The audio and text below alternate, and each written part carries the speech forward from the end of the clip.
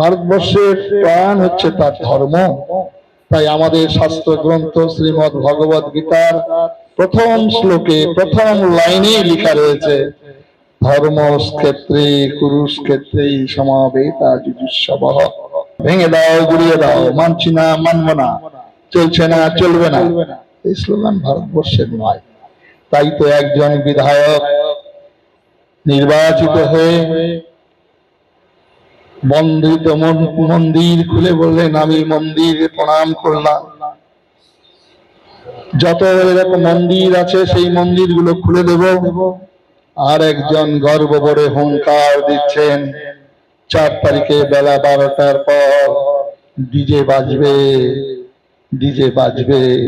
নমস্কার, আমি প্রদীপ দাস আর আপনারা দেখছেন দেশপ্রেমিকদের চ্যানেল আমাদের ভারত। কার্তিক মহারাজ মানে প্রদীপ্তানন্দ মহারাজ কেন রাজনৈতিক মঞ্চে বক্তব্য রাখেন, এই নিয়ে দীর্ঘদিন ধরে বিতর্ক চলছে এবং সমালোচনা হয়। আর সেই সমালোচনার উত্তর দিলেন স্বয়ং কার্তিক মহারাজ। খড়দহে বৈষ্ণবদের পীঠস্থান শ্যামসুন্দর মন্দিরে এক গুণীজন সম্বর্ধনা অনুষ্ঠানে কার্তিক মহারাজ এই প্রশ্নের উত্তর দিয়েছেন।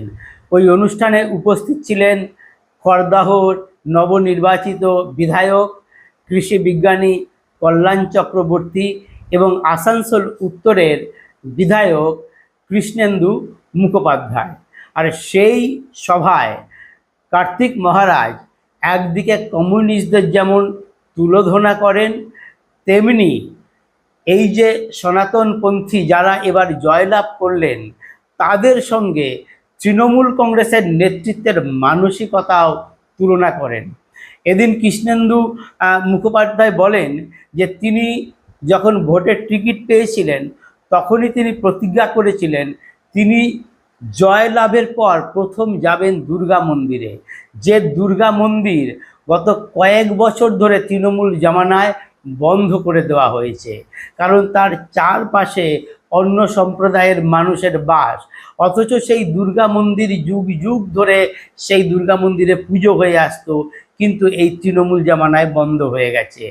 আর জেতার পর কৃষ্ণেন্দু বাবু প্রথম গিয়ে সেই মন্দিরের তালা ভেঙেছিলেন।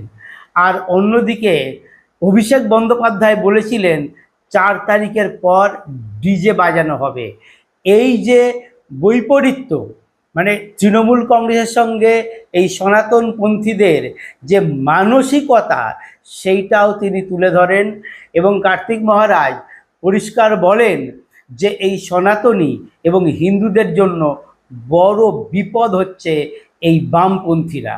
আজকে এখানে বিদ্বজ্জন আছেন, আপনাদের কাছে বিনম্র নিবেদন করব, ভারতের কল্যাণ ভারতের সংস্কৃতির মধ্যে নিহিত আছে। তাই স্বামী বিবেকানন্দ, ভারতের কল্যাণ আমার কল্যাণ, ভারতের দেবদেবী আমার ঈশ্বর, ভারতের মৃত্তিকা আমার স্বর্গ বলে প্রার্থনা করছেন। সেই সঙ্গে আচার্য স্বামী প্রণবানন্দজি মহারাজ সংঘের নামকরণ করেছেন। প্রণবানন্দ সেবাশ্রম করেননি, প্রণবানন্দ মঠ মিশন করেননি, করেছেন ভারত সেবাশ্রম সংঘ। এই ভারতবর্ষের ধ্যান গম্ভীর ভারতবর্ষ, দগ্ধনা বিতরিত সামগান নিনাদিত তপবন বিস্তৃত ভারতবর্ষের কল্পনা ধ্যান যদি না করতে পারেন তাহলে কখনোই স্বদেশী ভাবনা আসবে না।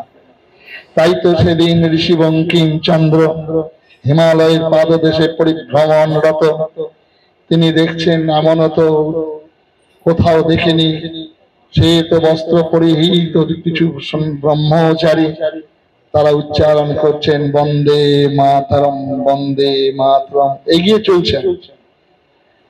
ভারতবর্ষ পরিভ্রমণ করেছেন, কোথাও বা দেখেছেন শিব বক্ষে পদ সঞ্চারিণী মা শ্যামার মূর্তি, কোথাও বা দেখেছেন শ্রী রাধা কৃষ্ণ মূর্তি।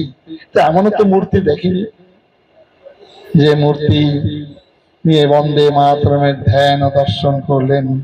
আর ঋষি অরবিন্দ রচনা করলেন বন্দে মাতরম সঙ্গীত। সেই সঙ্গীতের মূর্ছনা সমুদ্র হিমাচল তাতই তাতই তালে নেচে উঠল, কন্যাকুমারিকা থেকে কাশ্মীর। আর সেই সঙ্গীতের মূর্ছনায় ভারত মাতার মুক্তি, ভারতবর্ষের প্রাণ হচ্ছে তার ধর্ম। তাই আমাদের শাস্ত্র গ্রন্থ শ্রীমদ্ ভগবদ গীতার প্রথম শ্লোকে প্রথম লাইনে লেখা রয়েছে, ধর্ম ক্ষেত্রে কুরুক্ষেত্রে সমাবেতা যুজুৎসবঃ। তাই ভারতবর্ষের ধর্ম সেদিন স্বাধীনতার আন্দোলনে গান গাইছিলেন, বলো বলো সবে শতবে না বেন রবে, ভারত আবার জগৎ সবার শ্রেষ্ঠ আসন। কিসে শ্রেষ্ঠ আসন হবে? ধর্মে মহান হবে, কর্মে ভেঙে দাও গুড়িয়ে দাও, মানছি না মানবো না, চলছে না চলবে না, এই স্লোগান ভারতবর্ষের নয়। তাই তো একজন বিধায়ক নির্বাচিত হয়ে বন্ধিত মন্দির খুলে বললেন, আমি মন্দিরে প্রণাম করলাম, যত এরকম মন্দির আছে সেই মন্দিরগুলো খুলে দেব। আর একজন গর্ব করে হুঙ্কার দিচ্ছেন, 4 তারিখে বেলা 12টার পর ডিজে বাজবে, ডিজে বাজবে। তফাৎ শুধু একজন বলছেন মন্দিরে গিয়ে প্রণাম নিবেদন করব, আর একজন ডিজে বাজাবার জন্য তৈরি হয়ে হুঙ্কার দিচ্ছেন।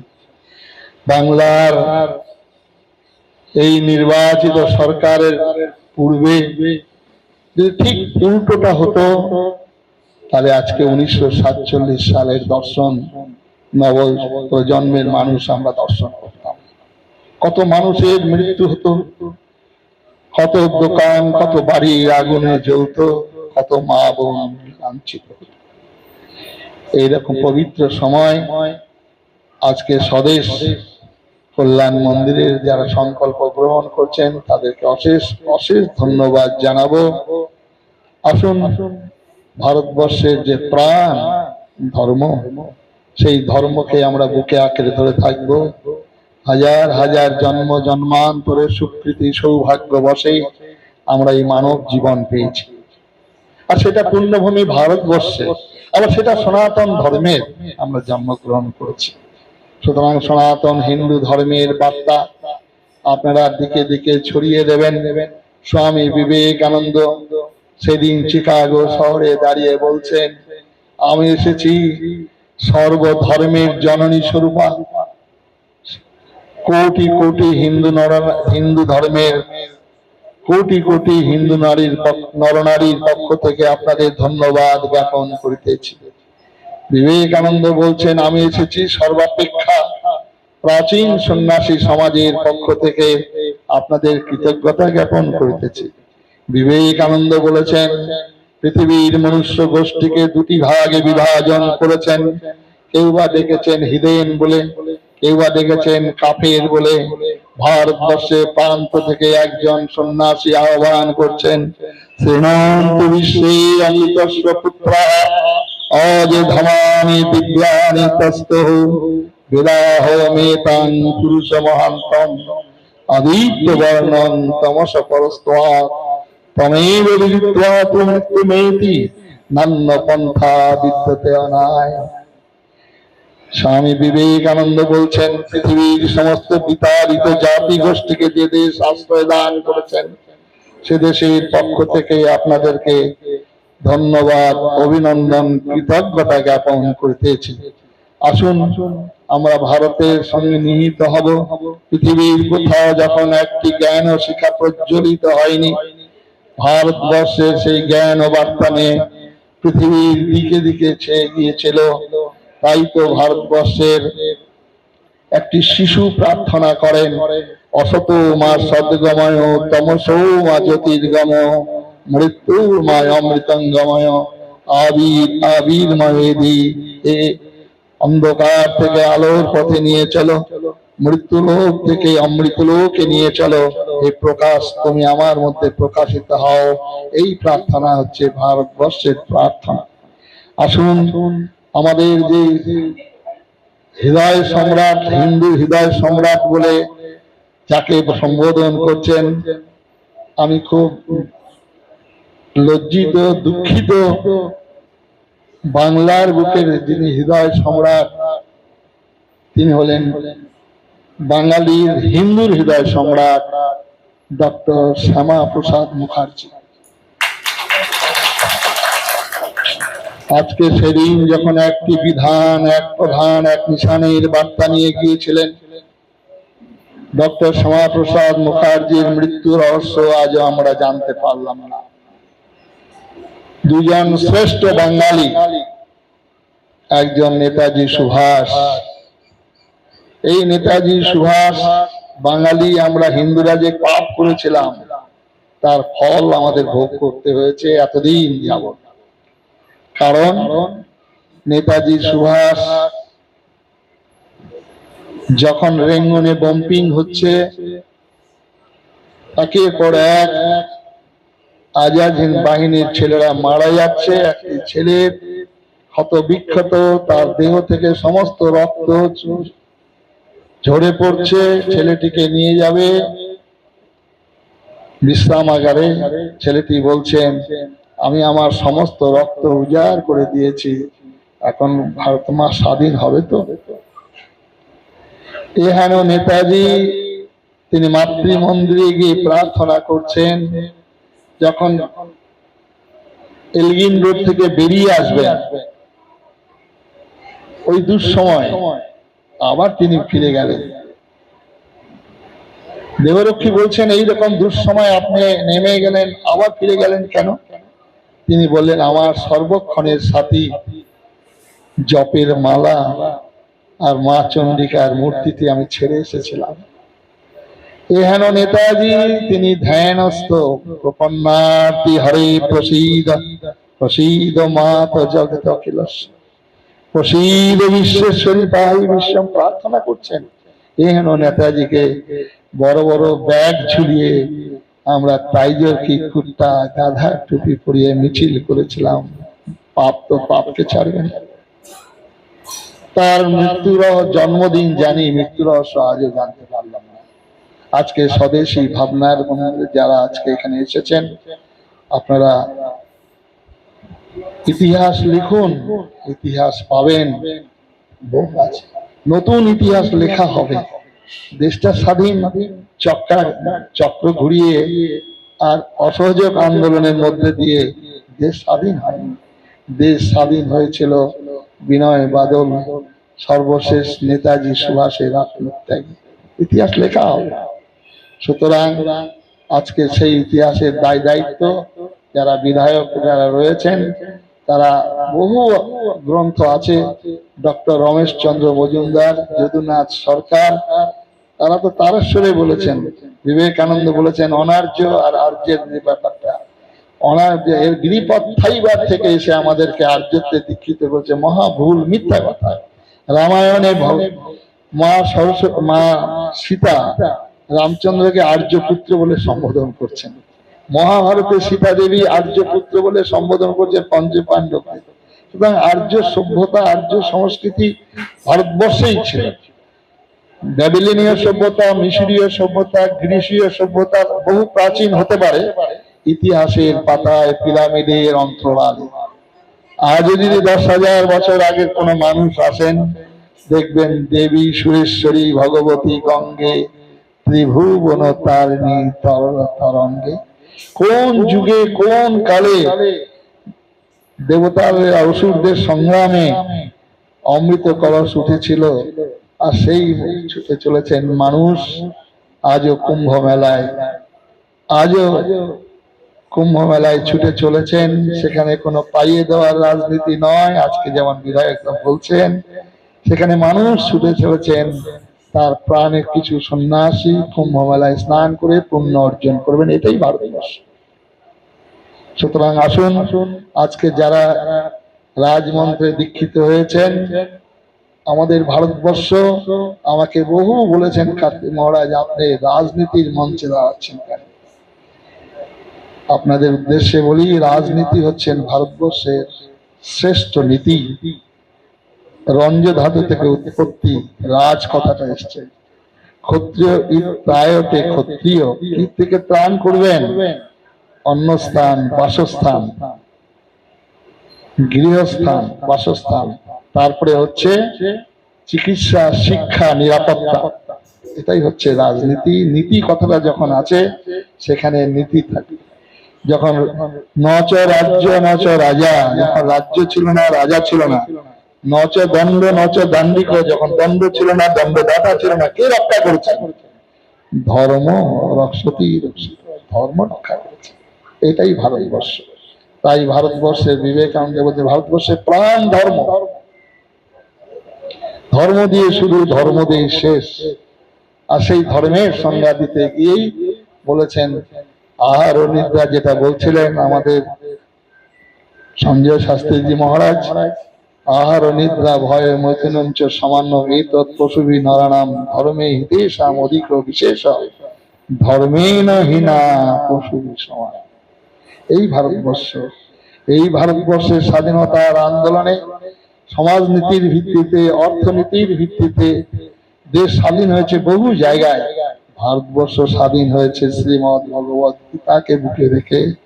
তাই তো ক্ষুদিরাম বলেছিলেন হাসি হাসি করবো ফাঁসি, দেখবে ভারতবাসী একবার বিদায় দাও গো মা ঘুরে আসে। এই প্রেরণা ইনকলাব জিন্দাবাদ থেকে আসেনি, এই প্রেরণা জিঙ্গাভাত মাঝভাত থেকে আসেনি, এই প্রেরণা হয়েছিল শ্রীমৎ ভগবত গীতা। তাই আসুন আমরা সেই ভগবত গীতায় যাই, সেখানে কবিগুরু রবীন্দ্রনাথের ভাষায় আবার আমাদের ছোট সমাপ্তি টানব। নিঃসন্দেহে কবিগুরু রবীন্দ্রনাথ বলেছেন হেথায় দাঁড়ায় দুবাহু বাড়ায় নমিনেবতার কথা, নিশ্চয়ই নবী নরদেবতার কথা বলবেন।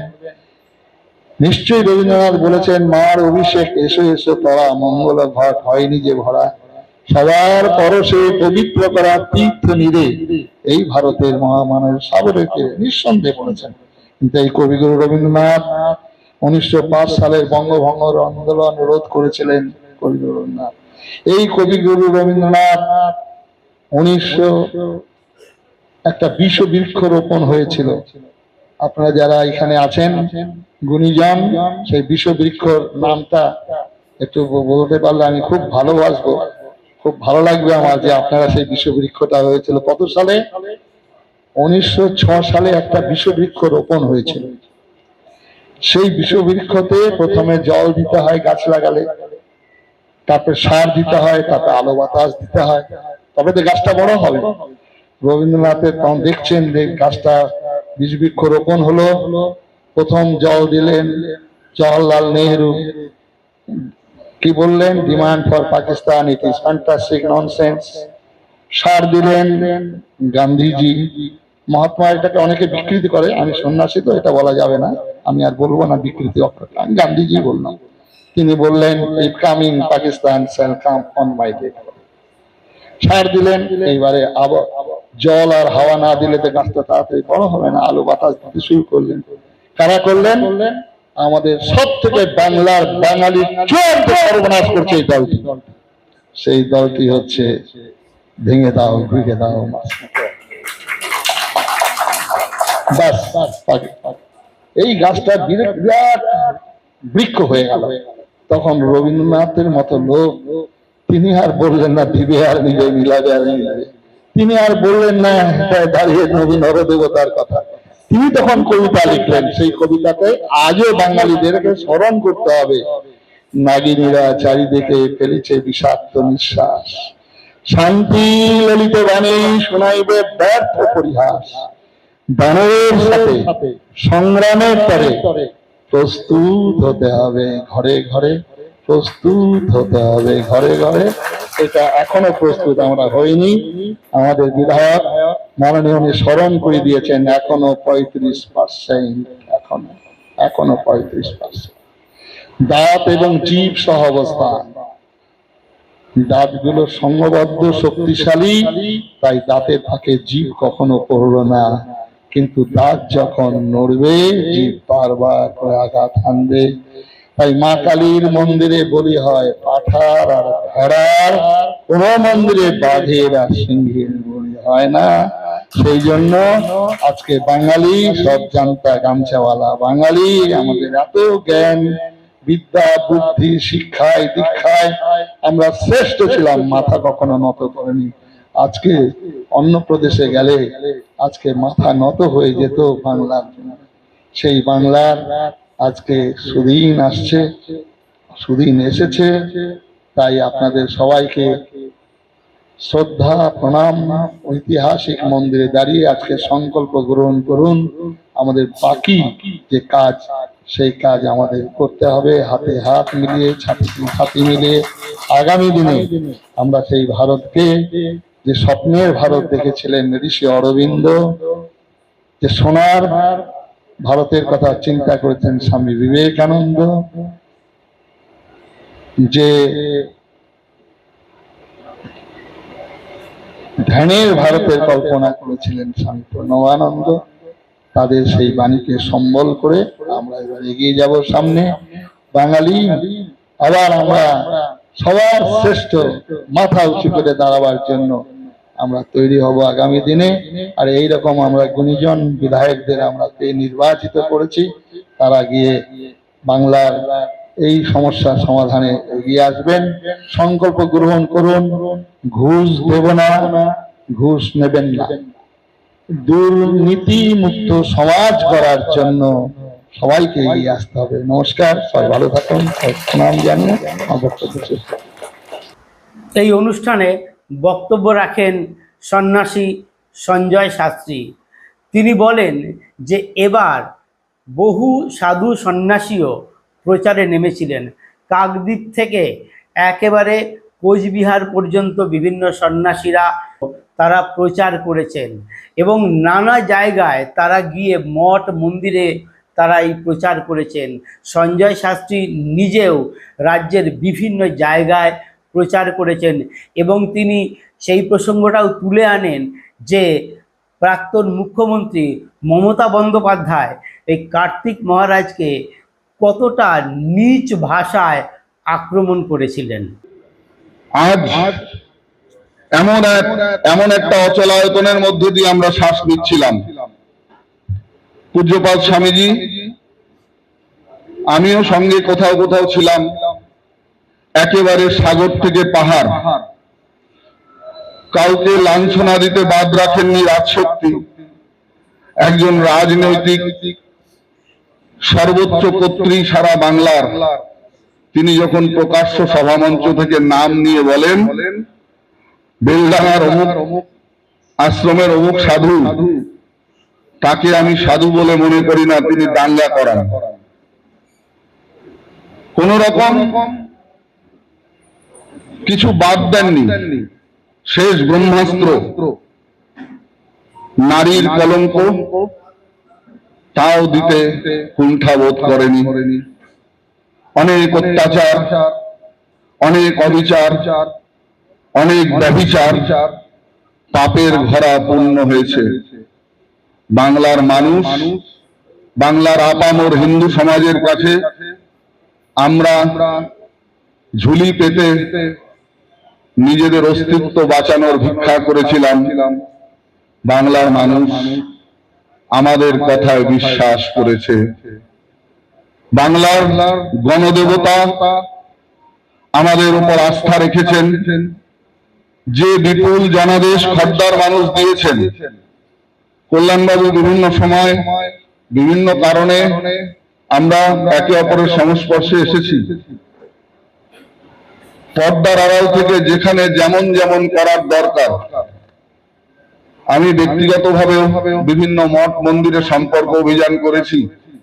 যাদের ধমনীতে সনাতনের রক্ত প্রবাহিত, যারা আজও আর্য ঋষির ধারক বাহক, সেই সনাতনীদের দায়িত্ব কিন্তু অনেক বেড়ে গেল সমাজের প্রতি। এমন এক সনাতনী সমাজ আমরা নির্মাণ করি, এমন একটা অধ্যাত্মময় রাজশক্তি আমরা নির্মাণ করি। রাজশক্তি চলুক, কিন্তু আধ্যাত্মিকতা মেনে। রাজার শাসনদণ্ড ভারতবর্ষের সনাতনী অধ্যাত্ম চেতনায় উদ্বুদ্ধ হয়ে চলুক, তবে সেই শাসন হবে সুশাসন। এদিনের সভায় দুই সন্ন্যাসী জানিয়ে দেন সনাতন ধর্ম রক্ষায় এবং সনাতনীরা যখন আক্রান্ত হবেন এবং মা বোনেরা যদি কখনো আক্রান্ত হন, তখন তারা আবার পথে নামবেন। এই ভিডিওটি কেমন লাগলো আপনারা আপনাদের মতামত জানাবেন। ভালো লাগলে শেয়ার করবেন। নমস্কার।